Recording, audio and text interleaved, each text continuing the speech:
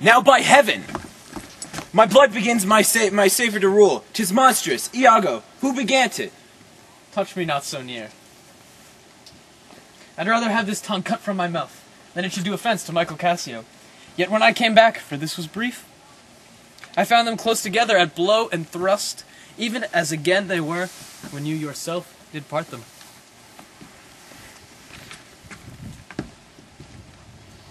Reputation, reputation, reputation. Oh, I have lost my reputation. I have lost the immoral part of myself, and what remains is bestial. My reputation, Iago, my reputation. What, man? There are ways to recover the general again. You are but now cast in his mood, a punishment more in policy than in malice. Even so, as one would beat his offenseless dog to affright an imperious lion. Suit to him again, and he's yours. Drunk? And speak parrot? And squabble, swagger, swear, and discourse fustian with one's own shadow? Oh, thou invisible spirit of wine, if thou hast no name to be known by, let us call thee devil. What was he that you followed with your sword? What had he done to you? I remember a mass of things, but nothing distinctly. A quarrel, but nothing wherefore. Oh God, that men should put an enemy in their mouths to steal away their brains. That we should, with joy, pleasance, revel and applause, transform ourselves into beasts. It hath pleased the devil drunkenness to give place to the devil wrath. One unperfectness shows me another, to make me frankly despise myself. I will ask him for my place again. He shall tell me I am a drunkard. Had I as many mouths as Hydra, such an answer would stop them all. To be now a sensible man, by and by a fool, and presently a beast. Oh, strange! Every inordinate cup is unblessed, and the ingredient is a devil. You or any man may be drunk at a time, man. I'll tell you what you shall do. Our general's wife is now the general.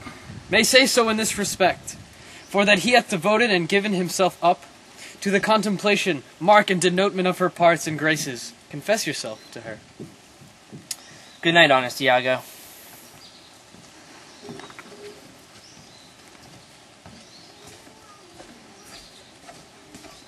How now, Rodrigo? I do follow here in the chase, not like a hound that hunts, but one that fills up the cry. My money is almost spent. How poor are they that have not patience? What wound did ever heal but by degrees? Away, I say, thou shalt know more hereafter. Nay, get thee gone. Did Michael Cassio, when you wooed my lady, know of your love? He did, from first to last. Why dost thou ask? But for satisfaction of my thought, no further harm. Why of thy thought, Iago? I do not think he had been acquainted with her. Oh yes, and went between us very often. Indeed? Indeed, I indeed! Discernest thou aught in that? Is he not honest? Honest, my lord? Honest, aye, honest. My lord, for aught I know. What dost thou think? Think, my lord? Think, my lord? By heaven, he echoes me! As if there were some monster in his thought, too hideous to be shown. Thou dost mean something. I heard thee say, even now, thou likest not that. I heard, when Cassio left my wife. What didst not like? In my whole course of wooing, thou criedest, indeed! And as if thou had shut up in the brain some horrible conceit, if thou dost love me, show me thy thought. My lord, you know I love you. I think as thou dost. And for I know thou art full of love and honesty, and weighest thy words before the giving them breath. Therefore these stops of thee and thine fright for me the more. And such things in false disloyal knave are tricks of custom. But in a man that just they are closed in dilations, working from the heart that passion cannot rule. For Michael Cassio, I dare be sworn I think that he is honest. I think so too.